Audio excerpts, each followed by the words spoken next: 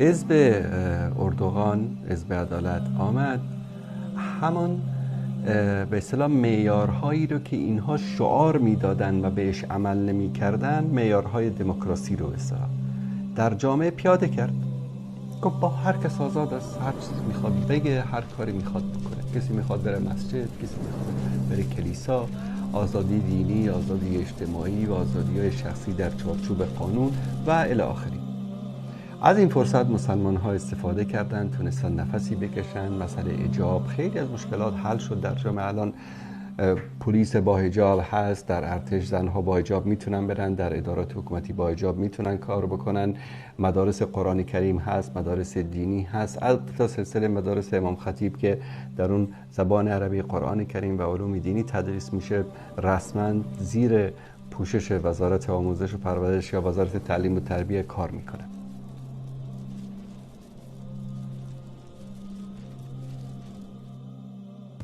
و این اردوغان پادشاه ظالم کافر مرتد منافق صورت خودش از حد گذشته بود و بسیار مسلمان ها و شهرهای مسلمان ها را با بمب و آتش ها هلاک ساخته بود و زنان و کودکان و غریبان و مردمان بیچاره را قتل عام کرده بود در افغانستان و سومالی و عراق و سوریه.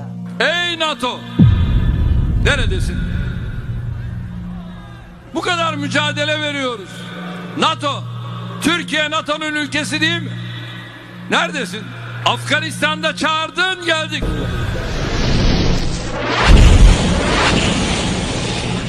Somali'ye çağırdın, geldik. Balkanlara çağırdın, geldik.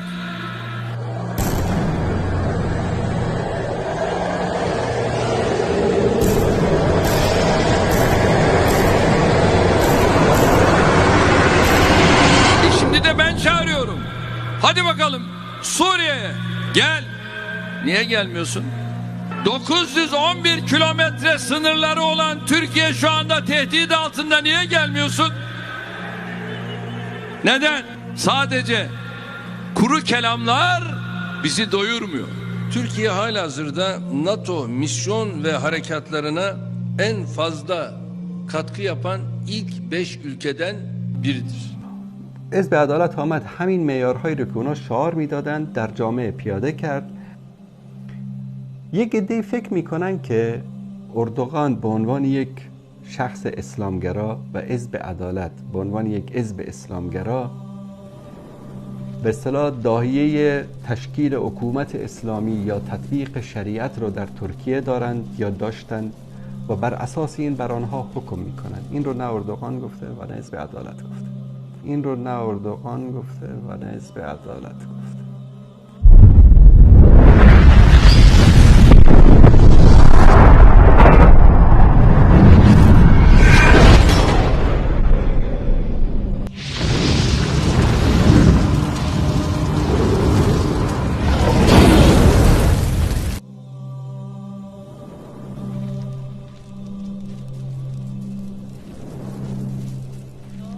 اونا همیشه گفتن ترکیه یک کشور آزاد، دموکراتیک و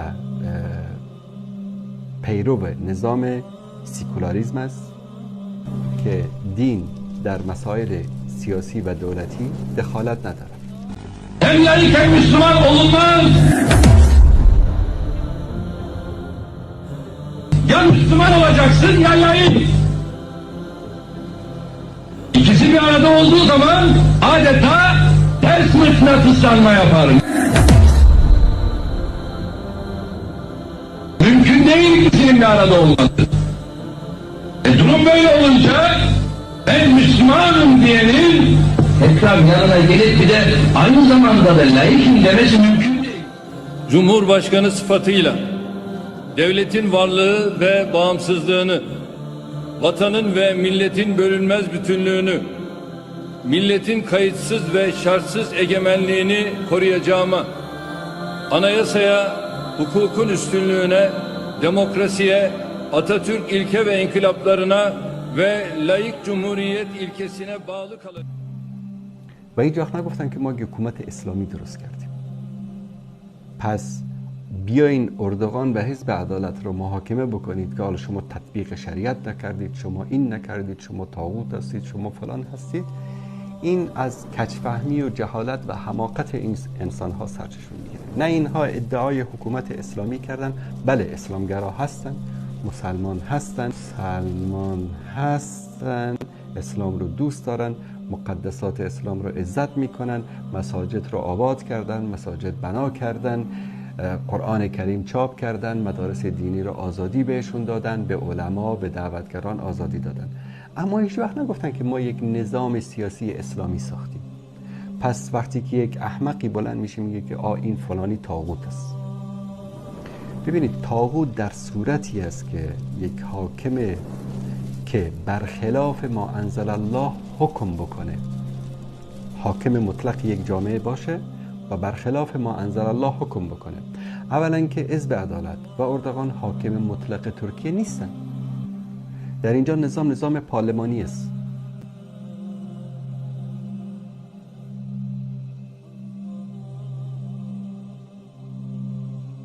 ایده میان مثلا بعضی از علما، حتی دیدم از افغانستان، آمدن بر اساس اون مفکوره محدوده تنگ خودش در افغانستان بر ترکیه حکم میکنه که بالا ترکیه اینطوری است، اردوغان اینطوری است. اینم نشأت گرفته از جهل و حماقت و نادانی است. باز دیروز یک اعلان میکردم یک مسلمان پیدا شده بود میخواست که این تیاره امریکایی رو که یک تیاره جور کرده بود کدوم مسلمان به خود تیاره امریکایی رو که تیاره مسلمانی بزنه یک تایش چیز کنه، باز رو ترکا گرفته. الله بده بارش که یک دو تایش خب بزنه که بفهمه که هم چیه. نه یعنی مسلمان باز میخواد که اردوغان ماشین چطور کرد. باز اردوغان چی میکنه؟ خب دوغانش به خاطر از است که کدام وقتی که اردوغان باز یکان ترانه کس خان بازی دیگه زناور گریان میکنه. طلع بدر یک 20 تا زنا دیگه تو خوب سرخی سفید کدگی دیگه طلع بدر میخوانه. زنان دیگه زنای ترکی و چشمای سبز مویای زرد خدا نصیب کنه. اینطوری او بر اردوغان صاحب طلع بدر میخوانه. باز اردوغان دیگه برای زا گریان میکنه. او خدا باید کجاش گریان میکنه؟ عاشق شده گریان میکنه. تو خوشحال هستد؟ این مسلمان درجه یک، این مسلمان درجه یک، بازی مسلمان درجه یک. هیچ تیاری ازی با تیاری امریکایی فرق نداره. و مسلمان ها رو بمبارد میکنه، بازی مسلمان های ساده لو که هست که بازی نمیدیگه. اون یک گریانک فقط در افغانستان صحابه را دو بزن بازی گریانک، عمر دلتون دو بزن بازی گریانک. مردم این ملا ایرانی که هست نه؟ بی بی فاطمه در خانه شیشته بود، عمر در آمد و رکت بک زد با تینگ تینگ تینگ تینگ تینگ گریان میکنه. عمر حضرت علی رضی الله عنه اما تو آدم بود که یک کس میاد خارج زنش رکت بک سام میدن قرار شیشه دیگه سویسایل داره. علما حتی دیدم از افغانستان آمدن بر اساس اون مفکوره محدوده تنگ خودش در افغانستان بر ترکیه حکم میکنه که بالا ترکیه اینطوری است، اردوغان اینطوری است. اینم نشأت گرفته از جهل و حماقت و نادانی است. اردوغان اینطوری است. اینم نشأت گرفته از جهل و حماقت و نادانی است. در ترکیه زیاد این چیزا رو شاید ببینید. حجاب نداره، مینی جوب هم شاید بپوشه. موقع نماز که میشه میره مسجد، چادر نماز اونجا آماده است، میپوشه، نمازشو میخونه، میاد بیرون.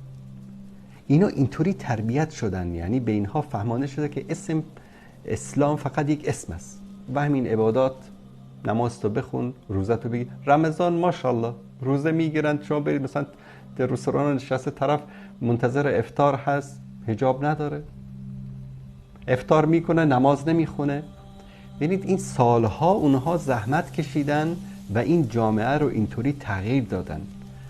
تغییر این جامعه به یک جامعه‌ای که مسلمان وارسته باشه و به اصطلاح اسلام رو به تمام معنا درک بکنه در بین یک شبانه روز که نمیشه. همونطوری که اونها 100 سال زحمت کشیدن، مسلمان ها باید زحمت مضاعف بکشند تا بتوانند این مفاهیم غلط رو در جامعه تغییر بدن.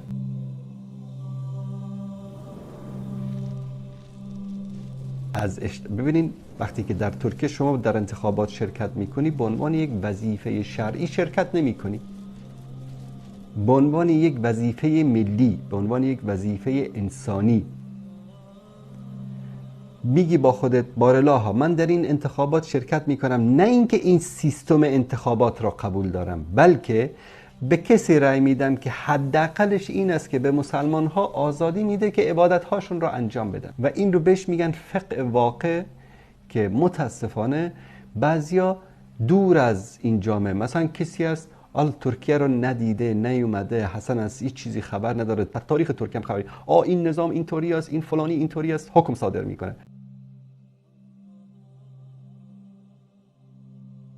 Atatürk ilke ve inkılaplarına ve laik cumhuriyet ilkesine bağlı kalacağımı, büyük Türk milleti ve tarih huzurunda namusum ve şerefim üzerine and içerim. Ben laikliği dinsizlik olarak kabul etmiyorum. Laikliği din karşıtlığı olarak kabul etmiyorum. تركيا لا تريد أن تصبح خلافة إطلاقا. Çünkü kayıtsız, şartsız egemenlik milliyetçilik. Bunun tartışması olur mu? Bu ülkede herkes dilediği gibi inanabilir, dilediği gibi yaşayabilir, dilediği gibi iş yapabilir, dilediği gibi düşüncelerini ifade edebilir. Bildiğimiz gibi Türkiye'de bir gay ve eşcinsel vatandaşlarımız var. Bu konuda kişisel olarak ne düşünüyorsunuz? Böyle haklar tanınmalı mı, tanınmamalı mı, yoksa ne yapılmalı? Yani eşcinsellerin de kendi hak ve özgürlükleri çerçevesinde defa yasal güvence altına alınması şart. Zaman zaman bazı televizyon ekranlarında onların da muhatap oldukları muameleleri defa insani اردوغان چی کاری کرد؟ اردوغان آیا دموکراتی را تغییر داد؟ آیا دولت اردوغان از دولت گرمانیا یا استرالیا یا از امریکا یگان تغییرات دارد؟ تغییرات ندارد. میره در یک کوچه یک مسجد وجود دارد، در همون کوچه زیناخانه وجود دارد، در همون کوچه لیزبیان ها میگه دختر به دختر زینا میکرده وجود دارد، در همون کوچه، در همون راه، عیناً همون راه نزدیکش اطرافش خانه های لیواطی وجود دارد. فقط ساعت معین کردن، گفتن از ساعت 10 شب تا 1 شب روید چی کاری خواهید کنید. همین است مگر شریعت. علما، یکی از علمای بزرگ اسلام سلیمان العلوان حفظه الله و ثبته الله در حالا در درون ترمه سعودی هست و ناصر الفهد، اینها کتاب های خاص می نویسند. ناصر الفهد کتاب می نویسد که تبیان علی کفر من اعان الامریکان فی افغانستان و العراق و اینچنین سنوان در نواقض الاسلام میگن که سبحان الله سخنی زیبایی بینید. ضرر این حزب هایی که دموکراتی میخواهند به اسلام از کافران بدتر است. چرا که مردم عامه و عادی مسلمان وقتی که یهود و نصارا رو نظر میکنن میگویند که اینها کافر است و اینها تطبیق شریعت ندارد و همه کاری که از نظری دولت دار میکرد کفر است. اما میگد وقتی که اخوان یا که حزب یگان حزب هایی که دموکراتی رو میخواهد حکم رو به دست گرفت، اینها حجت از قرآن و سنت میآورد که دموکراتی کردن جایز است. یهود و نصارا به شما حجت نمیبرد که دموکراتی از قرآن و سنت جایز است. عقیده مردم عامه رو کافر نمیکند، کفر به نمیبرد، به کفر نمیبرد. اما این حزب ها عقیده مردم عامه مسلمان ها 1 میلیارد رو به کفر میبرد. چرا؟ برای دفاع کردن نفس و کرسی خودش دلیل از قرآن و سنت میآورد که این عمل ما گویا عملی جایز است، این است، آن است، شبهه، فلسفه، منطق، کلام، سخنهای سفسطه بیهوده که هیچ به میزان ترازوی قرآن و سنت راست نمیایستد و کفر است میآورد و مردم های عامه که جاهل است، علم ندارد، از منهج اسلام، از راه اسلام دور میکند و البته این ضرری بدتر است. و انا من از همه مهمترین سختترینه که من فقط کفریات را ذکر کردم، اما از نظر بدعت و خرافات از 10 تا 20 تا 100 خرافات و بدعت و کمبودی یافت میشد. امروز میخواهم در موضوع انتخابات طاغوت زمانه، یک نمود شرک اکبر صحبت بکنم، زیرا بعد از 1-2 روز در تاجیکستان انتخابات رئیس جمهور به وقوع می پیوندد و این وظیفه ما طالب علمان اهل سنت و الجماعت است که شما مسلمان ها را آگاه بدهیم و هشدار سازیم که در این نمود انتخابات ها اشتراک نمودن این شرک اکبر و کفر بواح است. برادرانم و خواهران موحدم، بله این وظیفه من طالب علم اهل سنت و الجماعت است که حقیقت را پنهان نکنم و به شما بیان بکنم، زیرا که این قول خود الله سبحانه و تعالی هست که الله میگوید ان الذين يكتمون ما انزلنا من البينات والهدى من بعد ما بيناه للناس في الكتاب اولئك يلعنهم الله ويلعنهم اللاعنون. همان آنهایی که پنهان میکنند آن چیزی را که ما نازل کردیم از چیزهای آشکار در کتاب و هدایت، بعد از آشکار شدن در قرآن پنهان میکنند، دین را پنهان میکنند، سخن حق را پنهان میکنند، اینها را الله لعنت میکند و تمام لعنت کننده ها لعنت کرده است. بنده نمیخوام که از جمله این چنین انسان ها باشم. مسئولیت علما و طالب علم بین‌الملل مسئولیت وزین است که باید سخن حق را بگوید و هر یک کفر و شرک را در زمان خودش انکار بکند. و این امر الله سبحانه و تعالی از باب امر بالمعروف و نهی از منکر است که الله میگوید ولتکن منکم امة یدعون الی الخیر و یأمرون بالمعروف و ینهون عن المنکر و اولئک هم المفلحون. باید حتما از بین شما ای امت اسلام یک جماعت باشند که دعوت به سوی خیر بکنند و امر به معروف و نهی از منکر بکنند. بزرگترین امر به معروف این توحید است، امر به توحید است، معروف بزرگترین توحید است و بزرگترین نهی از منکر این نهی از شرک است و کسانی که به همین عمل مشغول هستند اینها نجات یافتگانند. پس ای برادرم تو دوستی من هستی، ای خواهرم تو دوستی من هستی زمانی که موحد هستی. بدان که الله سبحانه و تعالی من شما را گفت والمؤمنون والمؤمنات بعضهم اولیاء بعض یأمرون بالمعروف و ینهون عن المنکر. مؤمنها، مؤمن مردها و مؤمن زنها یعنی اهل توحید بعضیشون دوستی بعضی دیگر هستند، دوست هستند، به هم دیگر نصیحت میکنند، به هم دیگر امر معروف میکنند، به هم دیگر تنبیه میدهند، هم دیگر را هوشیار میسازند، یادرسی میکنند. پس ان همین است وظیفه من و شما. بارک الله فیکم. پس امروز بیان حق این جرم شده است، اما الله به ما امر کرده است که فاصدع بما تؤمر و اعرض عن المشرکین. حق را آشکار و واضح بیان بکن، از باطل جدا نما و باطل را بیان بکن، از حق جدا نما. فاصدع، کلمه فاصدع یعنی حق را آشکار بگو و از باطل جدا بکن. حق حق است و با باطل آمیخته نباید بشود. و از مشرکین اعراض نما، روی گردان، دور باش. اما من و شما ای مسلمان ها، من و شما در یک زمانی زندگی داریم که فتنه جوش میزند، فتنه کفر، فتنه شرک، فتنه ردت، فتنه نفاق، زندقه، فتنه خیانت جوش میزند. اهل علمی که ملاهایی که مردم گمان میکردند که اینها دفاع کنندگان دین اسلام هستند، اینها حمایت کنندگان اسلام هستند و حمایت کنندگان قرآن و سنت هستند، امروز میبینیم که با تمام جرأت و با تمام حرکت و با تمام قدرت و تواناییشون بر ضد اسلام و مسلمین، بر ضد احکام قرآن و سنت مبارزه میبرند و سخن میگویند. به بنده خبر آمد که یک چند هفته پیش، اگر انتخابات بعد از 2-3 روز شود، یک چند هفته پیش این لشکران طاغوت، امامهای مساجد در بالای منبرها در روز جمعه شروع کردند دعوت کردن را به سوی انتخابات، به سوی دموکراسی، به سوی انتخاب کردن پیشوایشون، به سوی قانون بشر برآورده. مگر ما پیروان همین ملاها هستیم؟ مگر همین ملاها ما رو نجات میدن؟ نه والله. هر کسی که پیروی از این نمود ملاها میکند عاقبتش گمراهی است، ضلالت است و هیچ عذری در نزد الله ندارد. یهودی ها یکی از سبب هایی که کافر شدند و مشرک شدند و الله اونها رو گمراه گفت و لعنت کرد همین بود که پیروی از علما و پیشوای خود 100% کردند.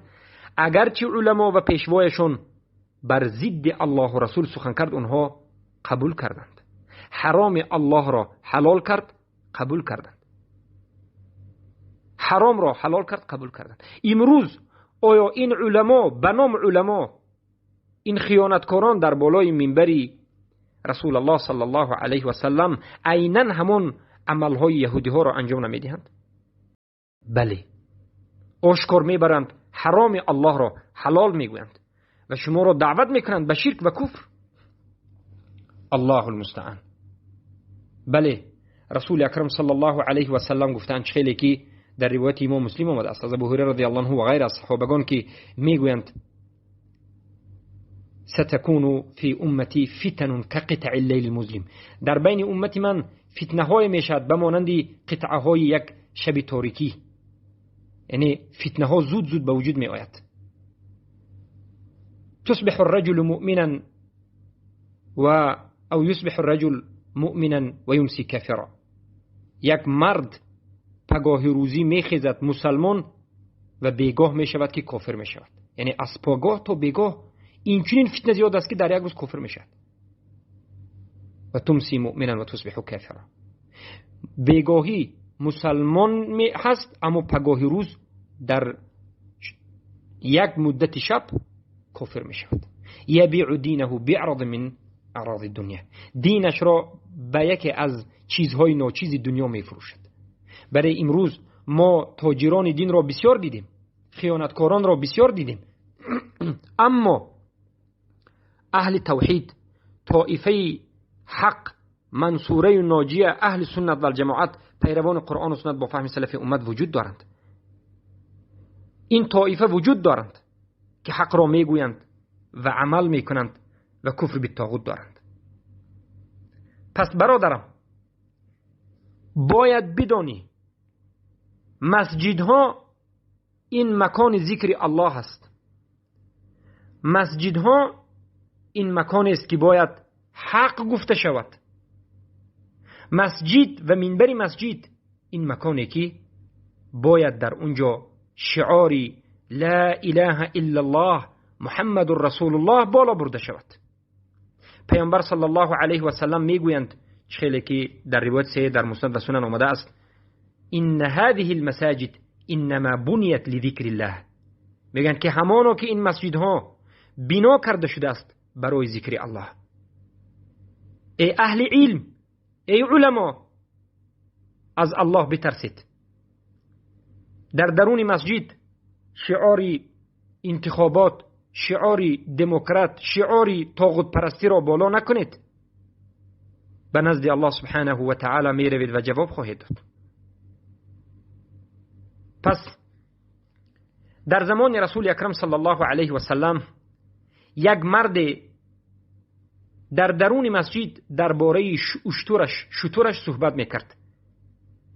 شترش گم شد، شتر این مرد گم شد، به درون مسجد در آمد و در موضوع شترش با دیگر انسان ها سخن میکرد، میگفت که شتر من گم شد و در همین باره پیامبر صلی الله علیه و سلم گفتند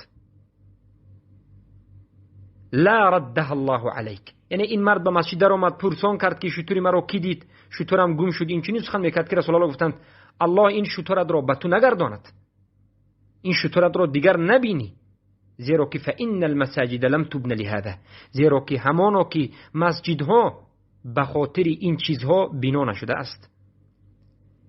کدامش بزرگ است؟ در موضوع شتر گم شده در درون مسجد سخن کردن و سوال کردن مسلمان ها از شتر گم شده، یا که در موضوع دموکراتیا و انتخابات صحبت کردن و به سوی کفر دعوت کردن، کدامش بزرگ است؟ همه میدانیم که دعوت کردن از بالای منبر به سوی انتخابات و به سوی دموکراتیا و به سوی قانونهای طاغوتی این شرک اکبر است و این بزرگ است. و به نص سخن رسول اکرم صلی الله علیه و سلم این حرام است. مسجدها برای چی بنا شدند؟ الله میگه مسجدها همه از آن الله هستند. فإن المساجد لله فلا تدعوا مع الله احدا. مسجدها همه اش برای الله هستند و به خاطر توحید بنا شده اند.